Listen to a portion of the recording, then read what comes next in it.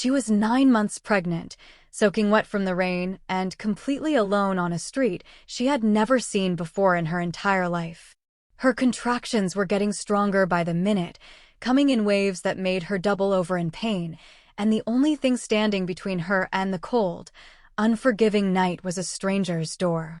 She raised her trembling hand and knocked 3 times, not knowing if anyone would answer, not knowing if she would be turned away, and certainly not knowing that what was about to happen next would change her life in ways she could never have imagined.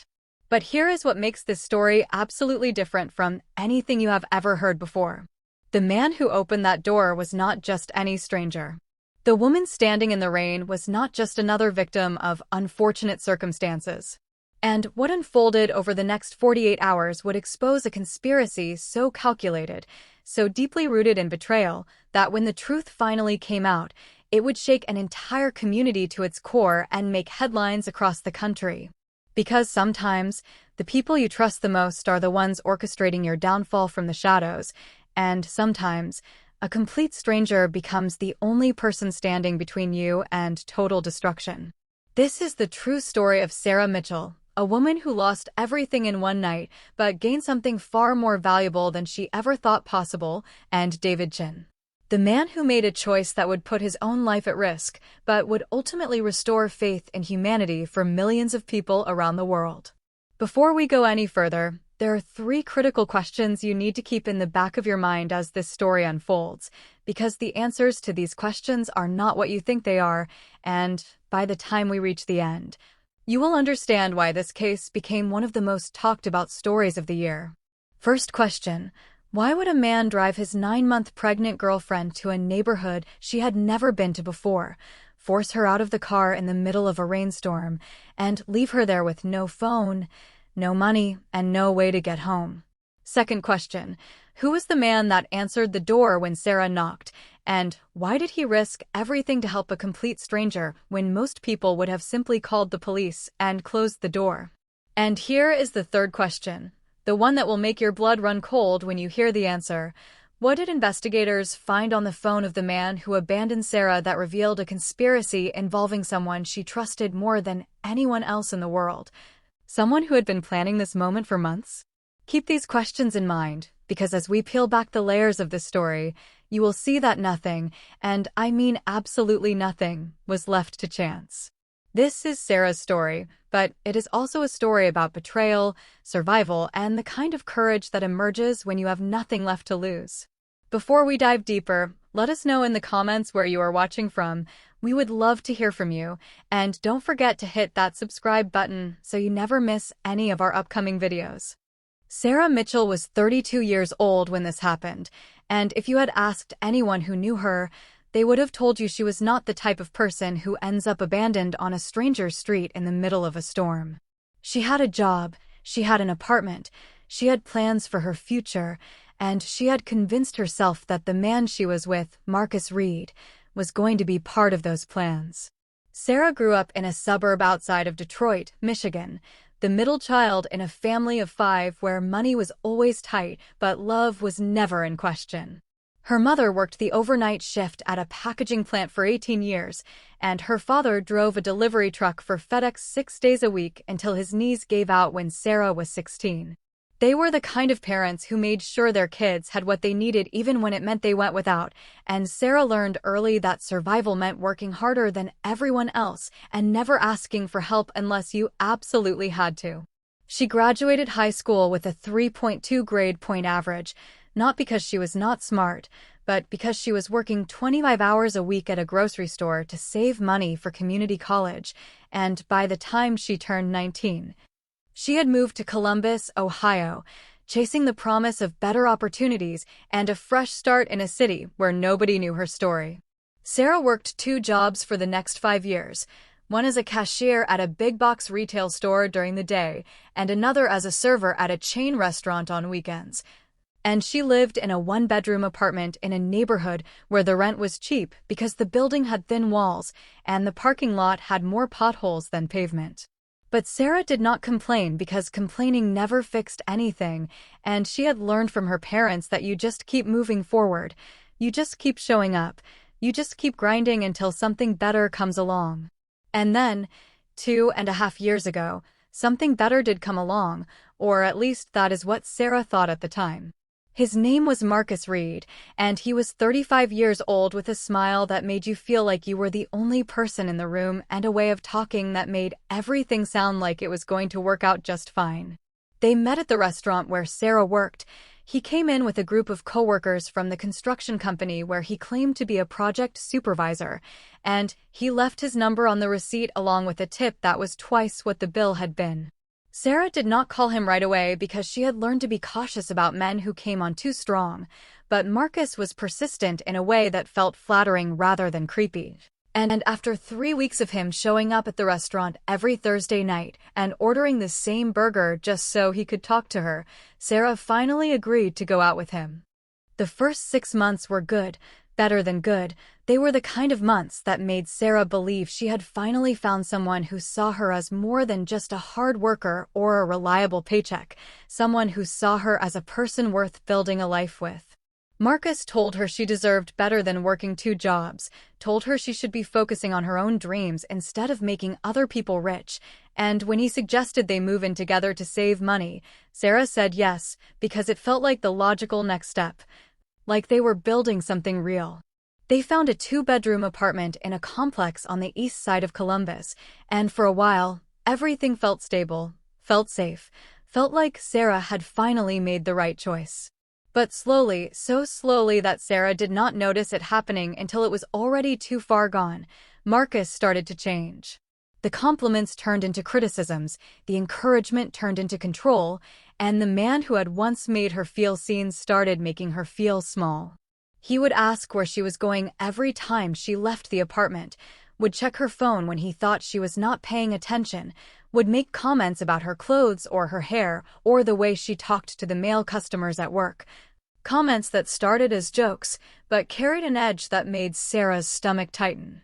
Sarah's coworkers noticed it before she did, the way Marcus would show up at the restaurant unannounced and sit at the bar watching her, the way he would text her every 30 minutes asking what she was doing and who she was talking to. The way Sarah started apologizing for things that were not her fault and shrinking herself to avoid setting him off. Her best friend from the retail store, a woman named Keisha who had known Sarah since she first moved to Columbus, pulled her aside one afternoon and told her straight up that Marcus was exhibiting all the red flags of someone who was trying to isolate her, trying to make her dependent, trying to control every aspect of her life.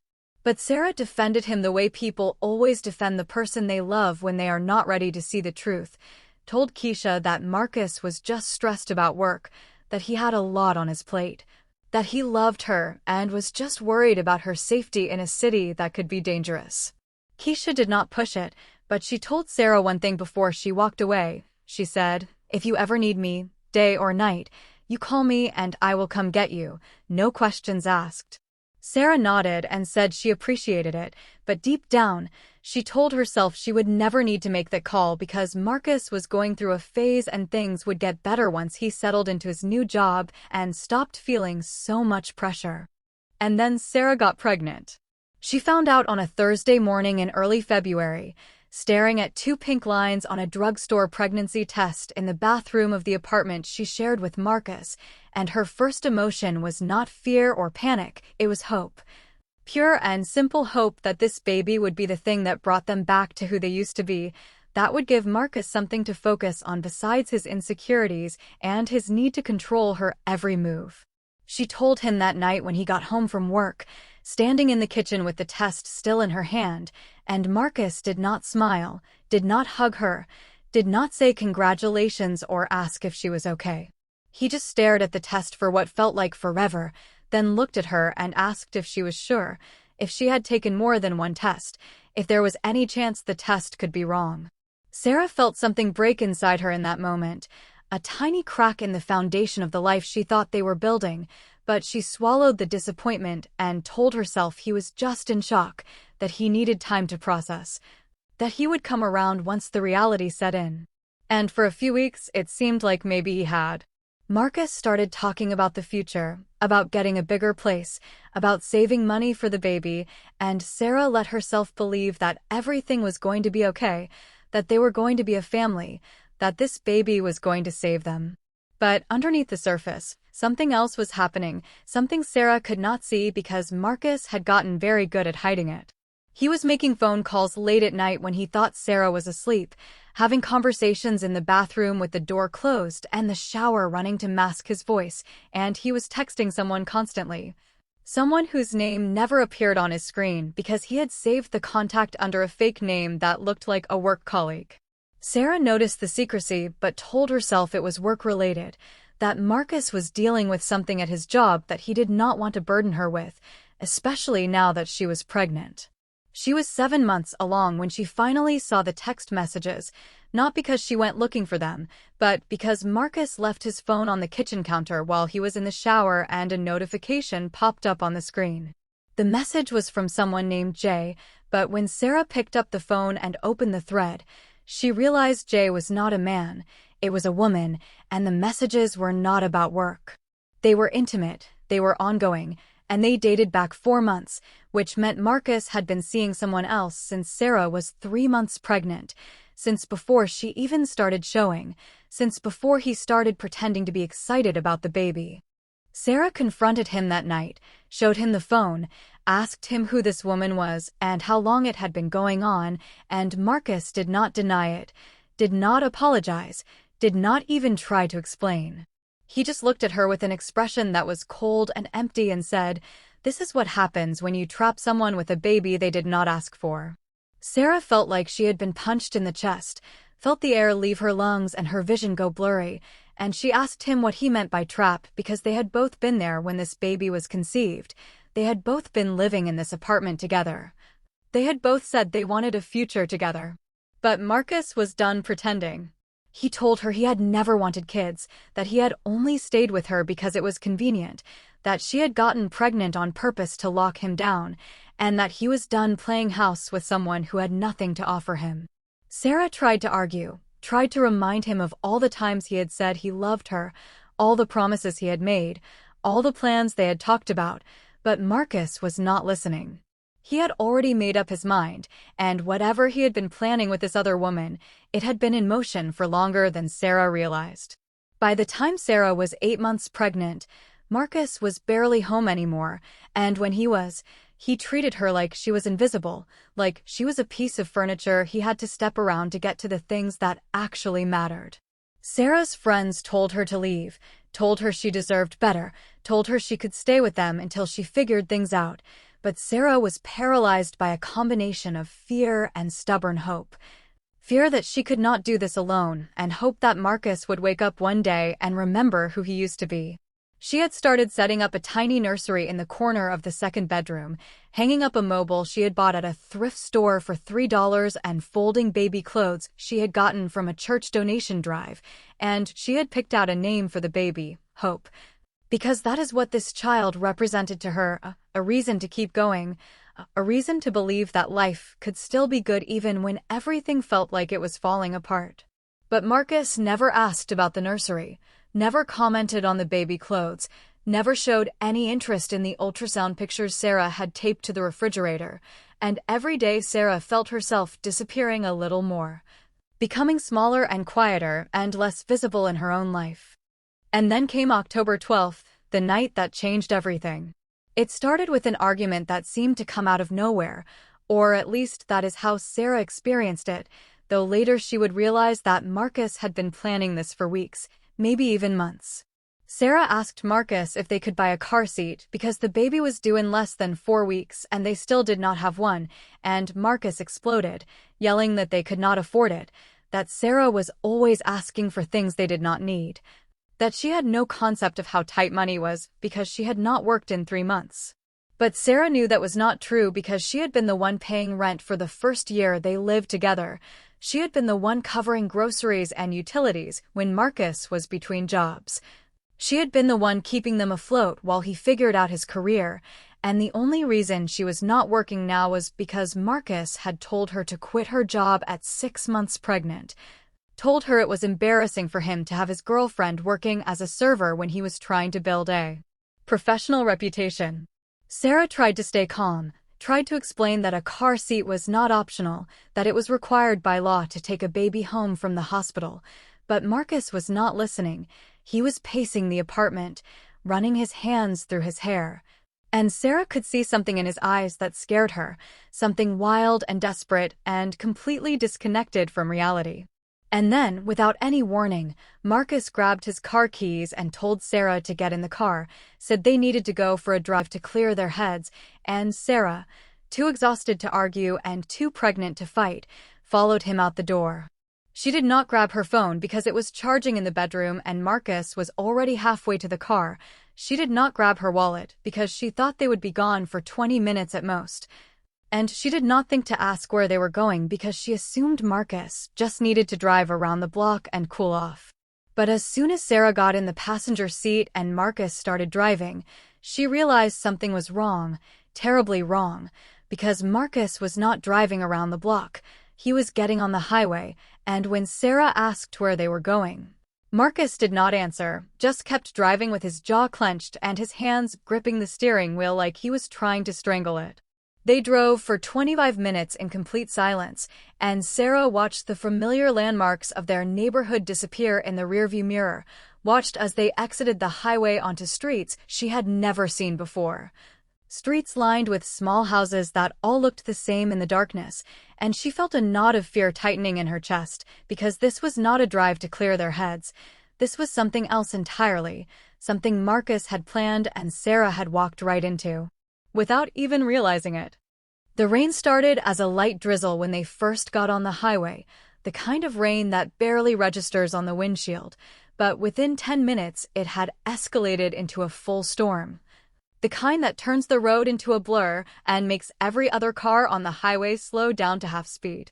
Marcus was driving faster than he should have been, his foot heavy on the gas pedal, his jaw clenched so tight Sarah could see the muscle twitching in his cheek, and Sarah sat in the passenger seat with her hands resting on her belly, feeling the baby move and kick, completely unaware that in less than 15 minutes her entire life was about to change in a way she could never have predicted. She tried to make conversation, tried to break the tension by suggesting they pull over and wait for the rain to let up, maybe grab something to eat and talk things through like adults, but Marcus ignored her completely, his eyes fixed on the road ahead. And Sarah felt that familiar knot of anxiety tightening in her chest, the same knot she had felt 100 times before whenever Marcus went silent and unreachable.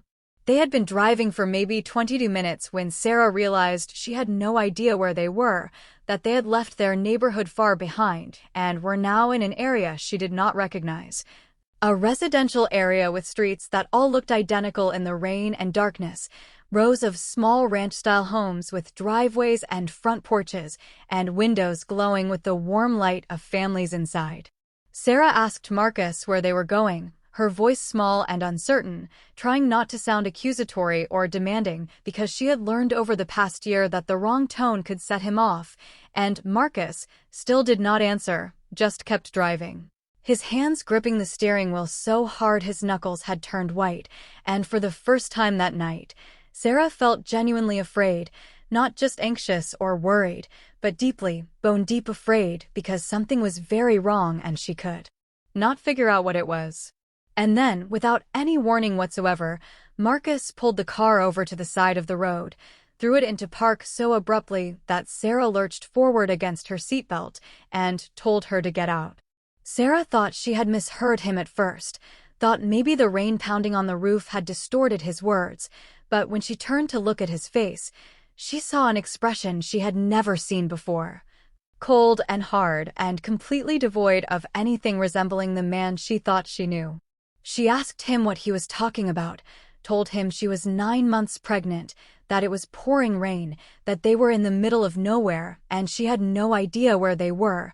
But Marcus just reached across her lap, opened the passenger door, and repeated himself, his voice flat and emotionless and final.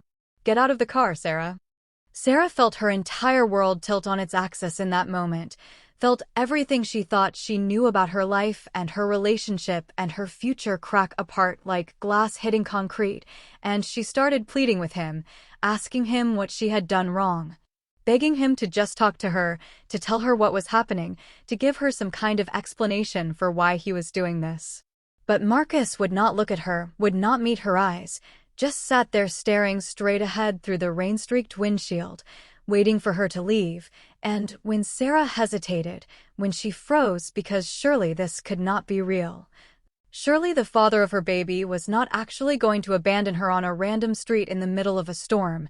Marcus leaned over and physically pushed her, not hard enough to hurt her, but hard enough to make it clear he was done waiting. Sarah stumbled out of the car onto the wet pavement, her hands instinctively going to her belly to protect the baby, and before she could even turn around, before she could ask him one more time to please not do this, Marcus slammed the passenger door, locked all the doors with a click that sounded impossibly loud in the rain, and drove away. Sarah stood there watching his taillights disappear into the storm, watching the only person she had trusted with her life and her future leave her standing alone on a street she had never seen before, and for a long moment, she could not move, could not think, could not do anything except stand there in the rain and try to process what had just happened. The rain was coming down so hard it felt like tiny hammers against her skin, soaking through her clothes in seconds, and making her shiver despite the fact that it was not particularly cold outside.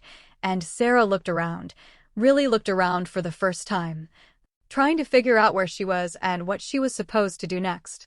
She was on a quiet residential street somewhere in the suburbs of Columbus, lined with modest homes that were mostly dark, their occupants either asleep or settled in for the night, completely unaware of the pregnant woman standing in the rain outside their windows. Sarah had no phone, no wallet, no identification, no money, no way to call for help, and no idea how to get home, and as the reality of her situation began to sink in, she felt a wave of panic so strong it made her dizzy. And then, as if the universe had decided she had not suffered enough for one night, Sarah felt it, a sharp, unmistakable tightening across her abdomen that made her gasp and double over, her hands gripping her belly as the contraction rolled through her body like a wave. It lasted maybe 45 seconds, radiating from her lower back around to the front with an intensity that took her breath away, and when it finally subsided, Sarah straightened up and tried to breathe. Tried to think clearly through the fear and the shock and the pain that was just beginning. She knew she had two options and neither of them was good. She could start walking and hope she found a gas station or a convenience store or some kind of public place where she could ask to use a phone, or she could knock on one of these doors and hope that whoever answered would be kind enough to help a stranger in distress. Both options terrified her because this was 21st century America and everyone knew the stories, the warnings, the constant reminders that the world was dangerous and you could not trust anyone. That you should never open your door to strangers and you should never ask strangers for help because you never knew what kind of person was on the other side. But Sarah did not have the luxury of fear or caution or careful deliberation because another contraction hit, stronger than the first, and she realized with a sickening clarity that she was not just stranded, she was in labor, actual labor.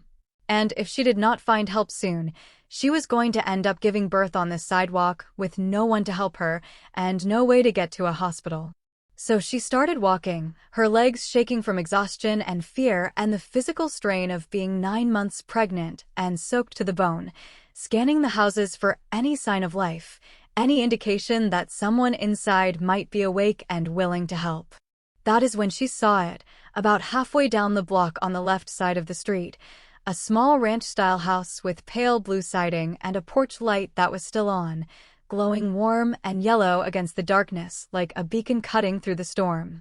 It was not much, just a single light, but to Sarah in that moment it looked like hope itself, like a sign from God or the universe or whatever force governs these kinds of moments that maybe, just maybe, there was still a chance she was going to survive this night. She walked toward the house as fast as her body would allow, her wet shoes squishing on the pavement, her maternity shirt clinging to her skin, her hair plastered to her face and neck, and when she reached the front porch, She stood there for a moment with her hand raised to knock, wondering if this was the right decision, wondering if she should keep walking, keep looking, but then another contraction seized her, so strong it made her knees buckle, and she knew she was out of time. So she knocked, 3 firm, desperate knocks that echoed in the quiet night, and then she waited, her heart pounding so hard she could feel it in her throat, her breath coming in short, ragged gasps, and she prayed. Actually prayed for the first time since she was a little girl sitting in her grandmother's church, that whoever lived in this house would have mercy on her, would see her as a human being in need and not as a problem to be avoided.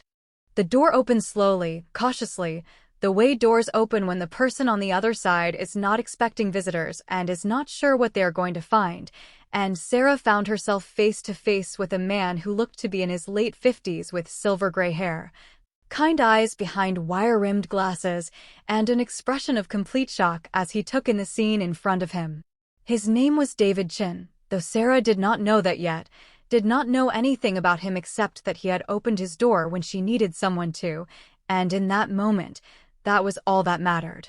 David stared at her for what felt like an eternity, but was probably only 3 or 4 seconds, his brain clearly trying to process what he was seeing, a pregnant woman he had never met before, drenched from head to toe and visibly in distress, standing on his porch in the middle of a rainstorm at 10:47 at night. And Sarah, summoning every ounce of strength she had left in her body, looked him directly in the eyes and said the only thing she could think to say, the only thing that mattered in that moment. "Please help me. I think I am having my baby and I do not know where I am." And David Chen, this complete stranger who had every reason to close the door and call the police and let them handle it, who could have protected himself from liability or danger or the mess of getting involved in someone else's crisis, did something that would change both of their lives forever. He stepped aside, opened the door wider, and said in a voice that was calm and steady and filled with the kind of basic human decency that Sarah had almost forgotten existed, "Come inside.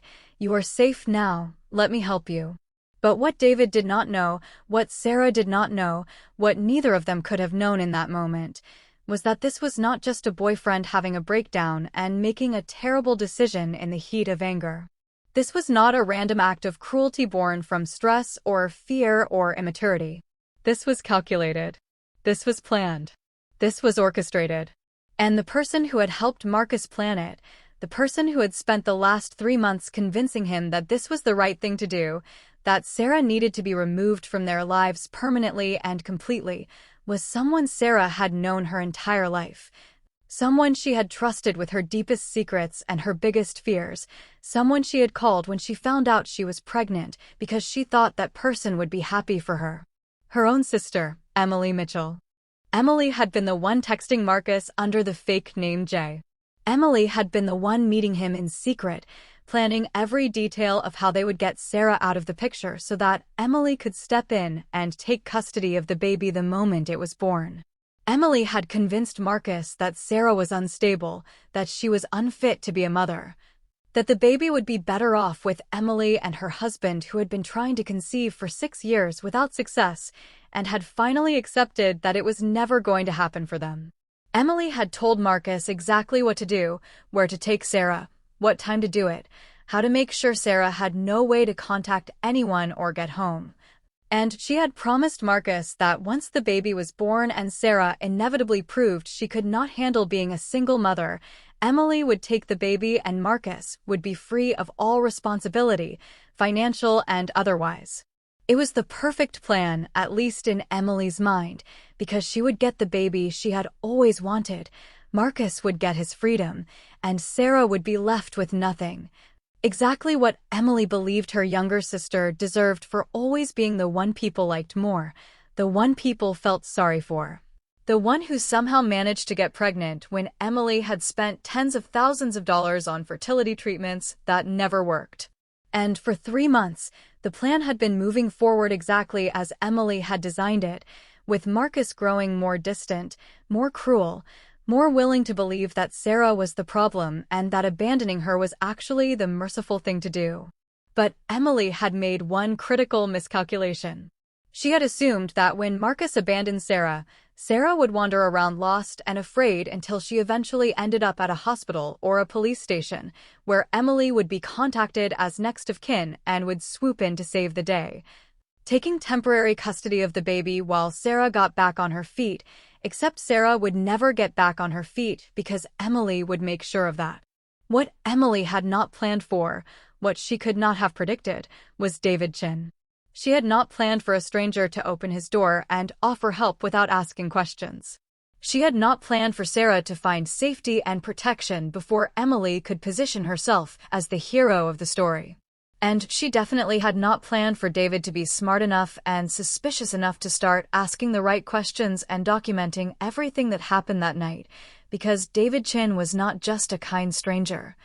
He was a retired firefighter and paramedic who had spent 32 years responding to emergencies and had developed a very sharp instinct for when something was not adding up. And from the moment Sarah told him that her boyfriend had driven her to this neighborhood and forced her out of the car, David knew this was not just a domestic dispute. This was something worse, something that smelled like premeditation and planning. And he was going to make damn sure he had every detail documented before the people responsible tried to rewrite the story. David called 911 at 10:49, exactly 2 minutes after Sarah knocked on his door, and he stayed on the line with the dispatcher while he got Sarah settled on his couch with towels and a blanket, giving them every detail he could observe. Sarah's condition, her level of distress, the fact that she had no phone or identification, the fact that she said she had been forced out of a car and abandoned. The dispatcher told him paramedics were on the way and asked if Sarah was in active labor, and David, who had delivered 3 babies during his career as a paramedic, assessed her contractions and told the dispatcher yes, she was in active labor. Contractions were approximately 4 minutes apart and increasing in intensity, and they needed to get here fast. The paramedics arrived in 11 minutes, which felt like an eternity to Sarah but was actually excellent response time given the weather and the location. And they loaded her onto a stretcher and into the ambulance, while one of them rapid-fired questions at her about her due date, her medical history, whether she had been receiving prenatal care, and Sarah answered as best she could between contractions, her voice shaking and her body trembling from cold and fear and the overwhelming physical reality of labor. David stood on his porch and watched the ambulance pull away, lights flashing red and white against the rain, and for a moment he thought that was the end of his involvement, that he had done his good deed and could go back inside and process what had just happened. But then he noticed something on the porch where Sarah had been standing, a small wet footprint and a few drops of blood, and David felt something shift inside him, a sense that this was not over, that there was more to this story than a woman in distress and a boyfriend who panicked. So he went back inside, grabbed his phone, and did something that would turn out to be more important than anyone realized at the time. He wrote down everything he could remember, the exact time Sarah knocked on his door, what she was wearing, what she said, the direction the car had come from when it dropped her off based on which way she had been walking, every single detail he could recall. Because David had learned in 32 years of emergency response that the truth is in the details, and the details are the first thing people try to erase when they are covering something up. Sarah gave birth at 11:43 that night in the maternity ward of Riverside Methodist Hospital, a healthy baby girl weighing 7 pounds and 2 ounces with a full head of dark hair and lungs that announced her arrival to everyone on the floor. The nurses placed the baby on Sarah's chest, and Sarah looked down at her daughter through tears that were equal parts exhaustion and relief and overwhelming love, and she whispered the name she had chosen months ago, Hope, because that is what this baby represented.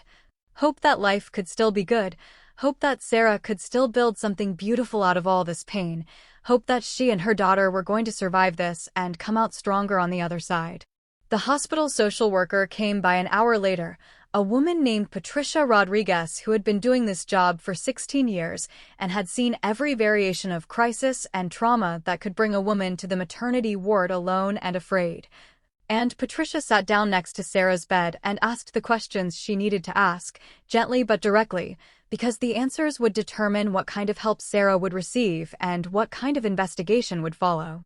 Sarah told her everything, told her about Marcus, about the argument, about being driven to an unknown neighborhood and forced out of the car, about knocking on David Chen's door and being saved by a stranger, and Patricia listened without interrupting, taking notes on a tablet and nodding occasionally to show she was paying attention. When Sarah finished, Patricia asked her one more question, a question that would set everything else in motion. "Do you have family we can contact to let them know you are safe and that the baby has been born?" And Sarah, exhausted and emotionally drained and not thinking clearly about the implications, gave Patricia the one name she thought she could trust, the one person she believed would drop everything and come help her. Her sister Emily. Patricia called Emily at 12:27 in the morning, waking her up with the news that Sarah had given birth and was at Riverside Methodist Hospital, and Emily's response was exactly what she had rehearsed in her mind for months.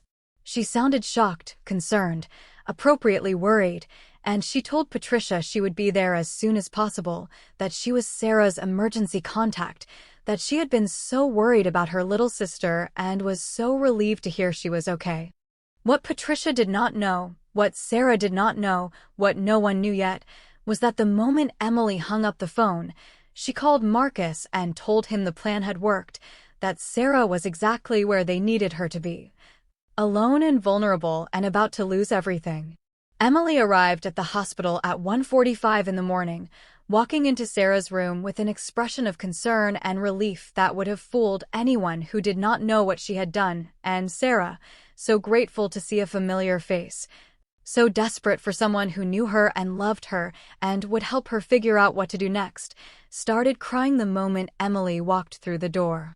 Emily hugged her, stroked her hair, told her everything was going to be okay, that she was here now and she was going to take care of everything, and Sarah believed her because Emily was her sister, her blood, the person who had been there for every major moment of her life, and it never occurred to Sarah that Emily might be the architect of her worst nightmare. But while Emily was playing the role of concerned sister at Sarah's bedside, something else was happening that neither Emily nor Marcus had anticipated. David Chen was not the kind of man who let things go. He had gone to bed that night, but had not been able to sleep, his mind replaying the image of Sarah standing on his porch, soaked and terrified and 9 months pregnant, and the more he thought about it, the more convinced he became that something was very wrong with her story, or rather, something was very wrong with the situation that had led to her being on his porch in the first place. So at 6:30 the next morning, David got in his car and drove back to the exact spot where he had seen Sarah walking from the night before, and he started knocking on doors, asking neighbors if anyone had seen a car drop off a pregnant woman around 10:30 the previous night. Most people had not seen anything, but the third house he tried, a small brick home across the street and 2 houses down from where Sarah had been left, was occupied by a man named Gerald Reeves who had been sitting on his porch smoking a cigarette when Marcus's car pulled up. Gerald told David he had seen the whole thing, had watched a man force a pregnant woman out of a car in the pouring rain and drive away, had even gotten close enough to see the license plate number because it had struck him as so shocking and wrong that he thought maybe he should write it down in case the police came asking. David asked Gerald if he would be willing to give a statement to the police, and Gerald said yes, that he had been feeling guilty all night for not doing something to help, for not calling the police or going out to check on the woman, and that if his testimony could help her now, he wanted to do it. David thanked him, got the license plate number, and drove straight to the police station, where he filed a report detailing everything that had happened, providing Gerald's contact information as a witness, and asking them to investigate whether what had happened to Sarah Mitchell constituted domestic violence, endangerment, or criminal abandonment. The officer who took the report, a detective named Rachel Morrison who specialized in domestic violence cases, listened to David's account and immediately recognized the red flags, the isolation, the control, the premeditation. And she told David she would open an investigation immediately. Detective Morrison started pulling records that same afternoon, running the license plate number Gerald had provided, which came back registered to Marcus Reed, and then pulling Marcus's phone records, which required a warrant but was granted within 48 hours based on the severity of the allegations. And that is when everything started to unravel for Emily and Marcus, because the phone records showed hundreds of text messages between Marcus and a number that was registered to Emily Mitchell, Sarah's sister. And when Detective Morrison read through those messages, she realized this was not just a case of domestic violence. This was conspiracy. This was premeditation. This was two people working together to remove Sarah from her own life so they could take her baby. The messages were explicit, detailed, and damning. Emily telling Marcus exactly where to take Sarah, what time to do it, how to make sure she had no way to contact anyone. Marcus asking Emily if she was sure this would work, if they would really be able to get custody of the baby, and Emily assuring him that once Sarah proved she could not handle being a single mother, the courts would have no choice but to give Emily temporary custody, and temporary would become permanent because Sarah would never get her life together enough to challenge it. There were messages about money, about Emily paying Marcus $2,000 to go through with the plan, about Emily promising to cover any legal fees if things went wrong, about Emily coaching Marcus on what to say if anyone asked questions. There were messages about the baby, about Emily already having a nursery set up in her house, about her having already picked out a name, about her telling Marcus that this baby was meant to be hers and Sarah had just been the vessel. And there were messages that made Detective Morrison's blood run cold, messages where Emily talked about Sarah like she was an obstacle to be removed, a problem to be solved. A person who did not deserve the gift of motherhood because she had always been the irresponsible one, the one who made bad choices, the one who did not appreciate what she had. Detective Morrison brought Emily and Marcus in for questioning on separate days, not arresting them yet, but making it very clear that she knew what they had done and that they were going to have to answer for it. Marcus cracked first, the way people always crack when they realize the walls are closing in and their co-conspirator might turn on them to save themselves.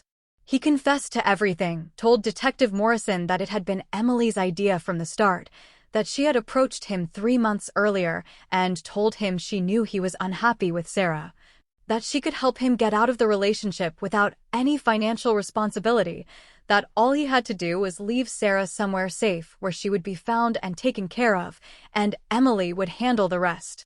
Marcus told Detective Morrison about the $2,000 Emily had paid him, about the specific instructions she had given him, about the fake text messages they had exchanged under a false name so Sarah would not get suspicious if she ever looked at his phone. He told her that he had not wanted to go through with it, that he had felt sick the whole time he was driving Sarah to that neighborhood, but that Emily had convinced him it was the best thing for everyone, especially the baby, because Sarah was not capable of being a good mother and the baby deserved better. Detective Morrison listened to all of this with her face carefully neutral, and when Marcus finished, she asked him one question. If you thought Sarah was not capable of being a good mother, why did you get her pregnant in the first place? Marcus did not have an answer for that. Emily, when she was brought in 2 days later, tried a different strategy. She denied everything, said Marcus was lying, said she had never told him to abandon Sarah, said the text messages were taken out of context, that she had just been trying to help her sister by offering to take the baby temporarily if Sarah needed support. But Detective Morrison had done her homework, had pulled Emily's financial records and found the $2,000 payment to Marcus, had interviewed Sarah and heard her describe the months of Marcus's increasing cruelty and distance, had talked to Patricia Rodriguez, the hospital social worker, who confirmed that Emily had inserted herself into Sarah's care immediately and had started making decisions without Sarah's input. And then Detective Morrison found something that sealed Emily's fate, something that proved this had not been about helping Sarah or doing what was best for the baby, something that showed Emily's true motivation. Detective Morrison had requested Emily's medical records as part of the investigation, and buried in those records was documentation of 6 years of fertility treatments, 4 failed IVF cycles, 2 miscarriages, and a final consultation with a reproductive specialist who had told Emily that her chances of ever carrying a pregnancy to term were less than 5%, and that she should consider adoption or surrogacy if she wanted to become a mother. The dates on those medical records corresponded exactly with the time period when Emily had started texting Marcus, when she had started planning Sarah's removal, when she had started setting up a nursery in her home. This was not about saving a baby from an unfit mother. This was about Emily taking what she believed should have been hers, taking the baby her own body could not give her, taking it from the sister who had always seemed to get everything Emily wanted without even trying. The arrests happened on a Thursday morning, 3 weeks after Sarah gave birth to Hope, and they happened in a coordinated operation that Detective Morrison had planned down to the minute because she knew that if Emily or Marcus had any warning, they would destroy evidence or flee. Marcus was arrested at his apartment at 6:15 in the morning, still in his pajamas, charged with criminal endangerment, domestic violence, and conspiracy to commit custodial interference. Emily was arrested at her workplace, a dental office where she worked as a receptionist, at 6:30 in the morning, charged with conspiracy to commit custodial interference, solicitation to commit a crime, and criminal conspiracy. Both of them were read their Miranda rights. Both of them were handcuffed and taken to separate police stations for processing, and both of them asked for lawyers immediately, which was their right, but also made them look exactly as guilty as they were. The news spread through the community like wildfire because someone at the dental office had recorded Emily being let out in handcuffs and posted it on social media, and within hours the local news stations had picked up the story. Running headlines like "Sister accused of plotting to steal newborn baby" and "Man arrested for abandoning pregnant girlfriend in storm." Sarah found out about the arrests from Detective Morrison, who came to the small apartment Sarah was staying in, an emergency housing unit provided by a women's shelter called New Beginnings, and sat down with her to explain everything they had found. Sarah listened in complete silence as Detective Morrison laid out the evidence, the text messages, the financial payments, the witness statements, the phone records, and with each new piece of information. Sarah felt like she was watching her entire life recontextualize itself in real time. Every strange comment Emily had made over the past few months, every time Emily had asked invasive questions about Sarah's pregnancy or her relationship with Marcus, every time Emily had volunteered to help with things Sarah had not asked for help with, all of it suddenly made sense in the worst possible way. Sarah had thought her sister loved her, had thought Emily was concerned for her well-being, had thought the offers of help were coming from a place of genuine care, but now she understood that Emily had been circling her like a predator, waiting for the perfect moment to strike, waiting for Sarah to be vulnerable enough that Emily could swoop in and take what she wanted. The betrayal cut deeper than anything Marcus had done because Marcus had never pretended to be anything other than selfish and unreliable. But Emily was her sister, her blood, the person who was supposed to protect her no matter what. And Emily had not just failed to protect her, Emily had actively orchestrated her destruction. Sarah asked Detective Morrison one question, her voice barely above a whisper. "Did Emily ever love me at all? Or was I always just an obstacle to her?" Detective Morrison did not answer directly because there was no good answer to that question, but she told Sarah something that helped, something that reframed the entire situation in a way that gave Sarah back her power. She said, "Your sister spent 6 years trying to become a mother and failed, and instead of accepting that and finding another path, she decided to take yours, and that tells you everything you need to know about who she is and who you are. Because you created life naturally, you survived being abandoned while 9 months pregnant, you gave birth in a hospital with strangers around you, and you are still here, still fighting, still being a mother to your daughter, and that is something Emily will never be able to take from you no matter how hard she tries." The preliminary hearings happened over the course of 3 weeks, and Sarah attended every single one, sitting in the back of the courtroom with Hope in a carrier strapped to her chest, watching as the prosecutors laid out the case against Emily and Marcus piece by piece. The evidence was overwhelming. The text messages were entered into the record and read aloud in court, every single one of them, and Sarah had to sit there and listen to her sister describe her as unfit, as irresponsible. As someone who did not deserve to be a mother, words that cut like knives, but also hardened something inside Sarah, made her realize that she had spent too many years caring about what Emily thought of her, too many years trying to earn her approval, and that it was time to stop. Marcus testified against Emily as part of a plea deal, agreeing to a reduced sentence in exchange for his full cooperation, and he told the court everything, how Emily had approached him, how she had manipulated him into believing that abandoning Sarah was actually the merciful thing to do, how she had paid him and coached him and promised him that he would never have to be a father or pay child support if he just did this one thing. His testimony was devastating for Emily's defense because it confirmed everything the prosecution had been saying, that this was not a misunderstanding or a miscommunication. This was a calculated plan to steal a baby. And Emily had been the mastermind. Emily's lawyer tried to paint her as a desperate woman driven by grief and the trauma of infertility, tried to argue that she had not been thinking clearly, that her judgment had been impaired by years of failed treatments and dashed hopes, and that she genuinely believed she was acting in the best interest of the baby.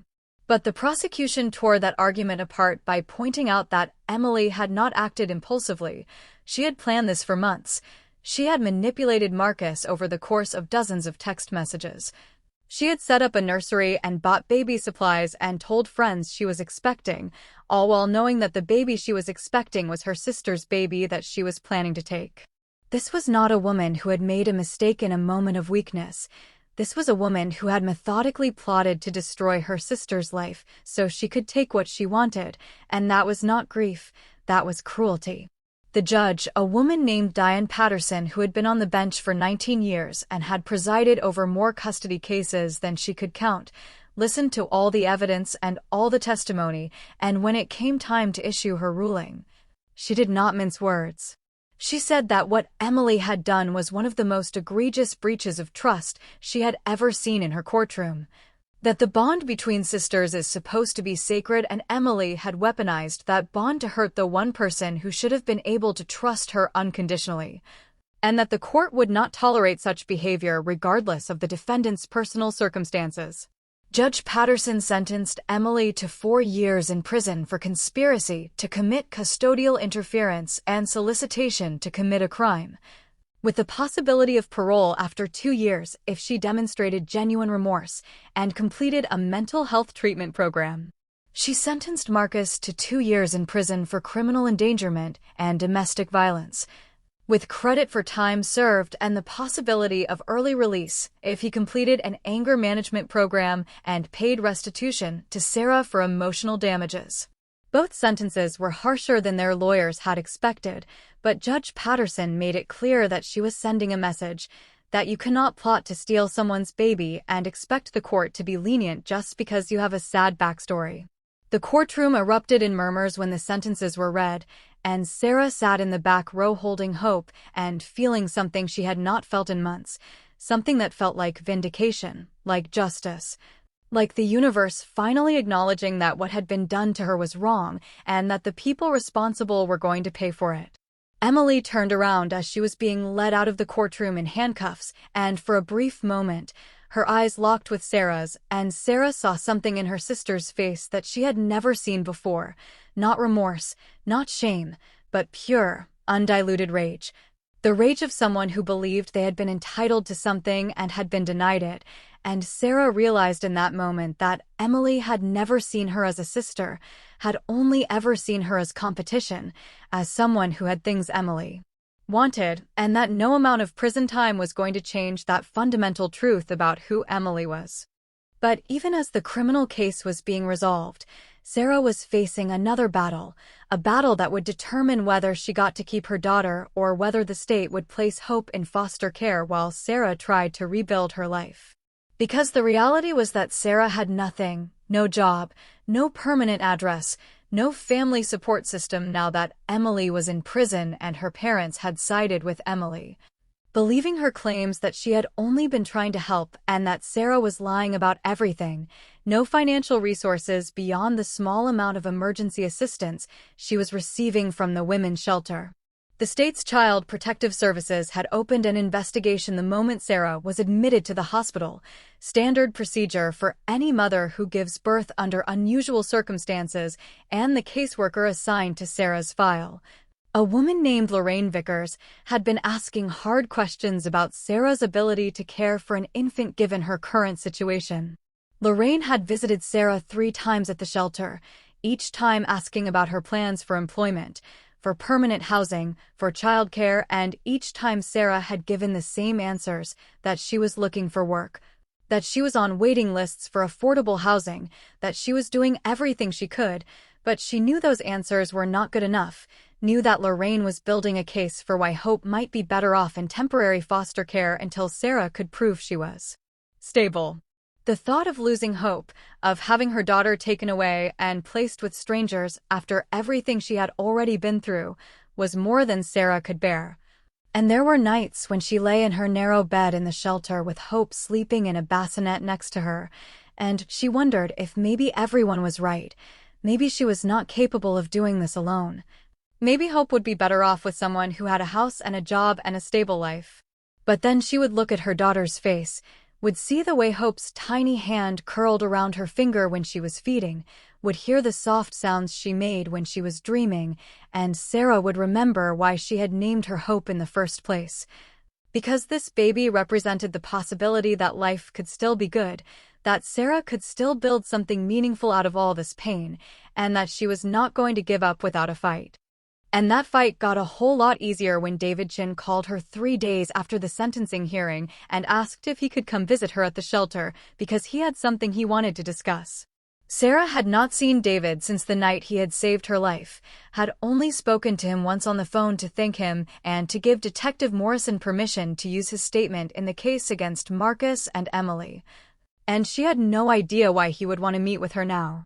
David showed up at the shelter on a Saturday afternoon carrying a folder full of documents and wearing the same kind expression he had worn the night he opened his door to a stranger in a storm. And he sat down with Sarah in the common room and told her something that would change the trajectory of her life. He said that he had been following her case, that he had testified at Marcus's hearing, that he had read about the Child Protective Services investigation in the court documents, and that he had been doing a lot of thinking about what it means to help someone, really help them, not just in the moment of crisis, but in the aftermath when the cameras are gone and the story is no longer news. David told Sarah that he was a widower, that his wife had died 5 years earlier, that he lived alone in a 3-bedroom house that was far too big for one person, and that he had been thinking maybe it was time to stop living alone. Time to open his home to someone who needed it, time to do something meaningful with the space and the resources he had. And then he asked Sarah a question that made her start crying before he even finished the sentence. He asked if she and Hope would like to come live with him, rent-free, for as long as they needed, no strings attached, just a safe place to stay while Sarah got back on her feet and figured out her next steps. Sarah could not believe what she was hearing, could not process the fact that this man who barely knew her was offering her something so generous, something so life-changing, and she asked him why. Why would he do this for a stranger? Why would he take on the responsibility and the risk and the complication of having a mother and a baby living in his house? And David told her the truth, told her that when his wife was dying of cancer, they had spent months in and out of hospitals, and there had been so many moments when they had needed help. When they had needed someone to just show up and be there without asking for anything in return. And sometimes people had shown up and sometimes they had not, and he had learned that the people who show up are the ones who change your life. And he wanted to be that person for someone else, wanted to show up for Sarah the way he wished more people had shown up for him and his wife. Sarah said yes through tears and disbelief and overwhelming gratitude, and 2 weeks later, she and Hope moved into David Chen's house, into a bedroom on the 2nd floor with a window that looked out over the backyard. With a crib that David had bought and assembled himself, with a rocking chair and a changing table and everything a new mother could need. Living with David turned out to be the best thing that had happened to Sarah in years, maybe ever, because David was not just giving her a place to stay, he was giving her space to heal. Space to figure out who she was outside of the trauma and the betrayal and the constant survival mode she had been living in for so long. David had rules, simple ones, like Sarah needed to let him know if she was going to be out past 10 so he would not worry, and she needed to contribute to groceries once she got a job, and she needed to respect his space the way he respected hers. But beyond that, he gave her complete freedom to live her life and raise her daughter however she saw fit. David worked part-time as a consultant for the fire department, teaching new recruits about emergency response procedures, which meant he was home most afternoons and evenings, and he became the grandfather Hope never had, the steady, reliable presence who would hold her when Sarah needed a shower, who would walk her around the house at 2 in the morning when she would not stop crying, who would sit with Sarah at the kitchen table and listen when she needed to talk about everything that had happened. Sarah got a job 6 weeks after moving in with David, working as an administrative assistant at a nonprofit that helped domestic violence survivors, and the job paid enough that she could start saving money and contributing to the household expenses. And it felt good, really good, to have purpose again, to have somewhere to go every day, to have coworkers who respected her and a boss who understood that she sometimes needed flexibility for doctor's appointments or daycare emergencies. David insisted on watching Hope during the day rather than Sarah paying for childcare, said he was retired and had nothing better to do, and that he enjoyed spending time with his granddaughter, which is what he had started calling Hope. And Sarah had not corrected him because it felt right, because David was more of a grandfather to Hope than Sarah's own father had ever been, especially after her parents had cut off contact when they found out Sarah was pressing charges against Emily. Sarah's mother had called her once, 3 months after Emily was sentenced, and had told Sarah that she was ashamed of her, that Emily was clearly suffering from mental illness brought on by the trauma of infertility, and that Sarah was cruel and vindictive for sending her own sister to prison instead of getting her help. Sarah had listened to every word without interrupting, and then she had said one sentence that ended the conversation permanently. She had said, "If you had raised Emily to understand that she could not always have what she wanted, maybe she would not have tried to steal my baby," and then she had hung up and blocked her mother's number and had not spoken to either of her parents since.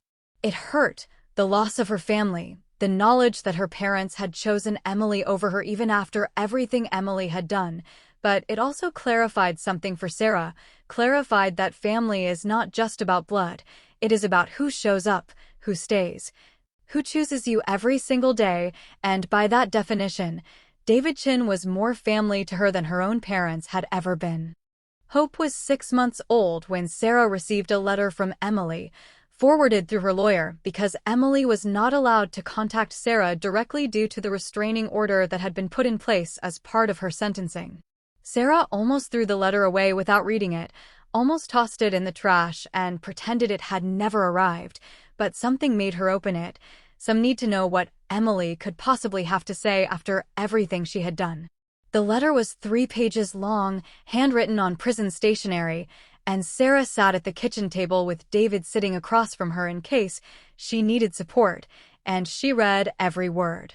The letter started with an apology, Emily saying she was sorry for the pain she had caused, that she had been consumed by grief and jealousy and had let those emotions drive her to do something unforgivable, and for the first paragraph, Sarah thought maybe Emily had actually changed, maybe prison had given her time to reflect and realize the magnitude of what she had done. But by the second paragraph, the tone shifted, and Sarah realized that Emily had not changed at all, had not learned anything, had not accepted responsibility for her actions in any meaningful way.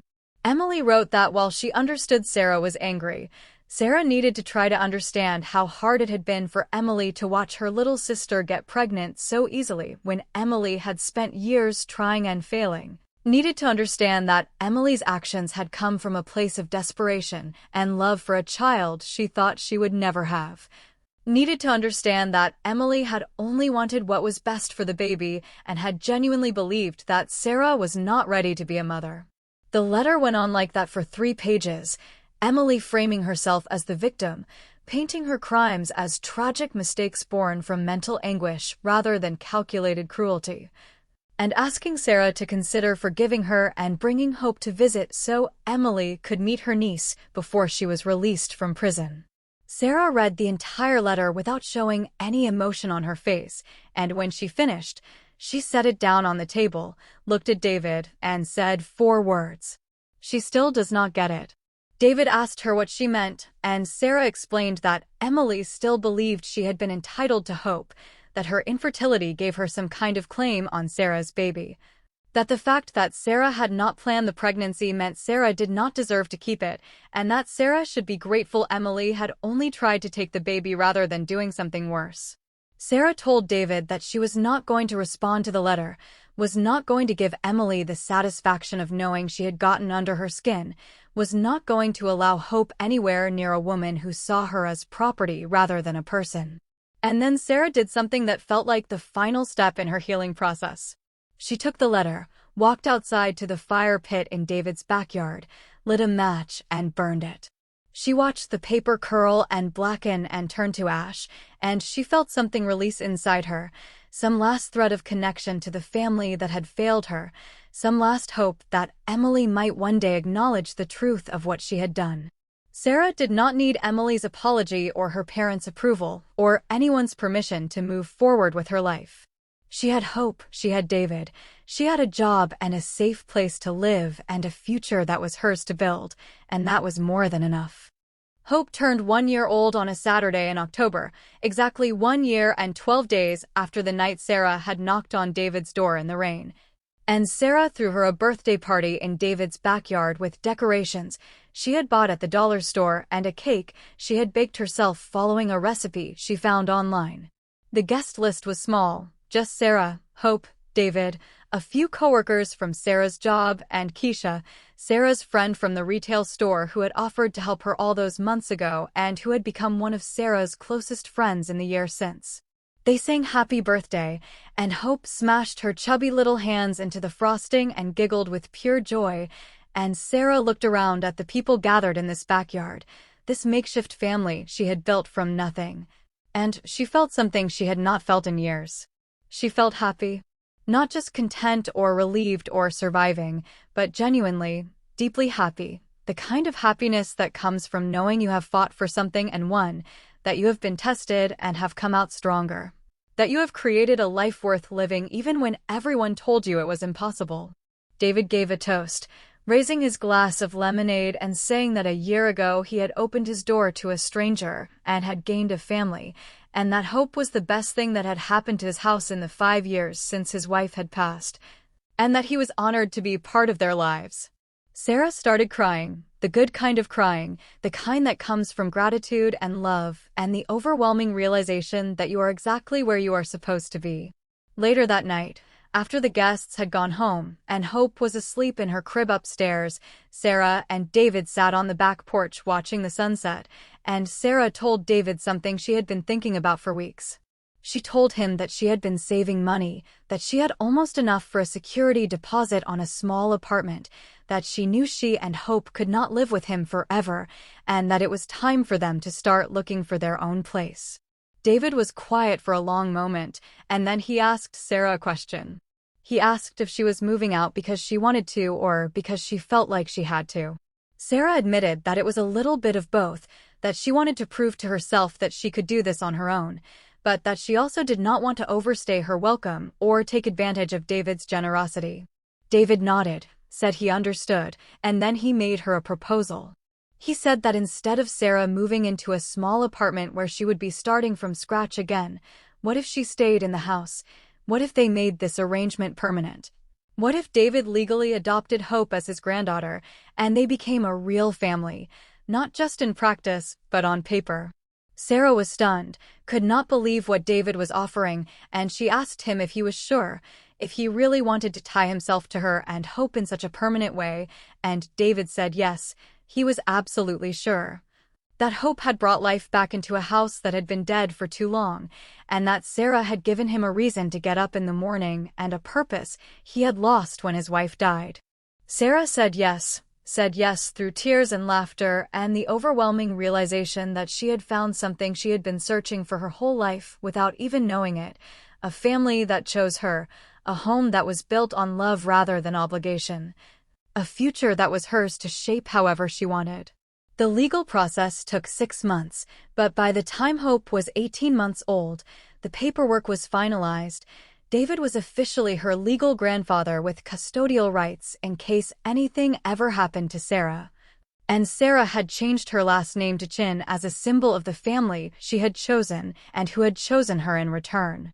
Sarah continued working at the nonprofit, eventually getting promoted to program coordinator, and she started volunteering to speak at events for domestic violence survivors, telling her story not to relive the trauma, but to show other women that survival is possible, that you can lose everything and still rebuild, that the people who hurt you do not get to define your future.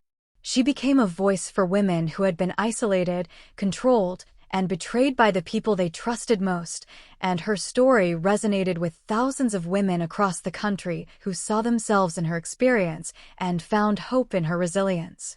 Sarah never saw Emily again after the sentencing, never visited her in prison, never responded to the handful of letters Emily sent over the years, and when Emily was released after serving 2.5 years, Sarah made sure the restraining order was extended indefinitely, made sure Emily knew that any attempt to contact Sarah or Hope would result in immediate legal consequences. Emily moved to a different state after her release, and Sarah heard through mutual acquaintances that she had gotten married to someone she met through a support group for people dealing with infertility, and that she and her husband were pursuing adoption. Sarah felt nothing when she heard that news. No anger, no jealousy, no satisfaction, just complete indifference, because Emily had become irrelevant to her life, a chapter that was closed and would never be reopened. Marcus was released after serving 18 months, and he tried to contact Sarah once through a letter sent to her workplace, asking if he could meet Hope and possibly establish some kind of relationship with his daughter. Sarah consulted with her lawyer, who advised her that Marcus had parental rights and could petition the court for visitation, but that given the circumstances of Hope's birth and Marcus's criminal record, it was unlikely any judge would grant him unsupervised access. Sarah decided not to respond to Marcus's letter, decided that Hope did not need a father who had abandoned her before she was born, who had participated in a conspiracy to steal her from her mother, who had only decided he wanted to be involved after serving time in prison and realizing he had lost everything else. Hope had David, and David was more of a father figure than Marcus ever could have been, and that was Sarah's decision to make as Hope's mother. Marcus sent 2 more letters over the next year, both of which Sarah threw away without reading, and eventually he stopped trying, and Sarah heard through the same network of acquaintances that he had moved to another city and was working construction again, living a quiet life far away from the mess he had created.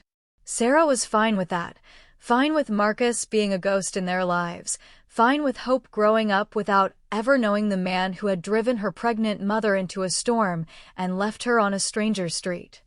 Hope grew up knowing the story of how she and her mother had come to live with Grandpa David, though Sarah edited the details to be age-appropriate, telling her that Mama had been in trouble once and a kind man had helped them, and that they had stayed because they loved each other and because family is not always about who you are born to but about who chooses to love you. Hope called David Grandpa from the time she could talk, and she grew up in a house filled with love and stability and the kind of everyday normalcy that Sarah had never known as a child.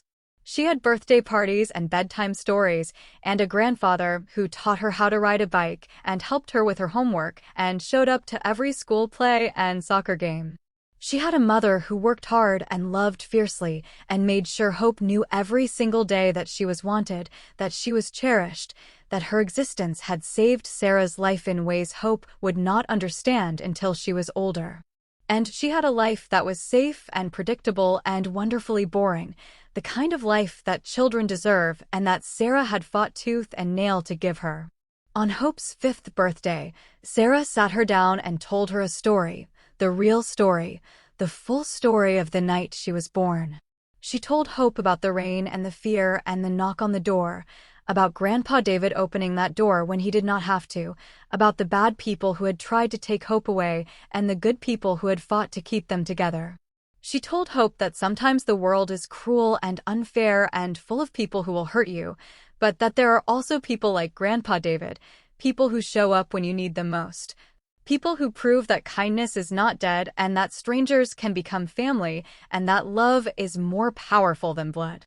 Hope listened to the whole story with wide eyes, and when Sarah finished, Hope hugged her tight and said, "I am glad you knocked on Grandpa's door, Mama." Sarah hugged her back and said, "Me too, baby, me too." And that is the truth that Sarah carried with her for the rest of her life, the truth that she shared with anyone who would listen, the truth that became the foundation of everything she believed about the world. She had lost everything that night, her home, her family, her sense of safety, everything except the baby in her belly and the will to survive. And she had gained something infinitely more valuable, a family built on choice rather than obligation, a life built on resilience rather than comfort, and a story that proved that even in your darkest moment, even when you are standing in the rain with nowhere to go and no one to turn to, there is still hope. There is always hope. Because somewhere out there, someone is waiting to open their door, someone is ready to show up, someone is willing to prove that humanity is not lost and that one act of kindness can change everything. David Chen was that person for Sarah Mitchell. He opened his door to a stranger in a storm, and in doing so, he gave her not just shelter, but a future. He gave Hope a grandfather. He gave Sarah a family. And he proved that sometimes, the people who save your life are not the ones you have known forever, but the ones who choose to know you when it matters most. This is not just Sarah's story or David's story or even Hope's story. This is a story about what it means to be human in a world that often feels inhumane. It is a story about the choice we all have, every single day, to open the door or close it, to show up or turn away, to be the person someone else needs, or to protect ourselves from their need. It is a story about the fact that your worst day can become someone else's salvation if they are brave enough to ask for help and you are brave enough to give it. It is a story about family, real family, the kind that is forged in crisis and strengthened by choice, the kind that does not fall apart when things get hard because it was built on a foundation of showing up rather than obligation. It is a story about betrayal and survival and justice and grace. It is a story about a woman who was left with nothing and built everything. It is a story about a stranger who opened a door and gained a daughter and a granddaughter.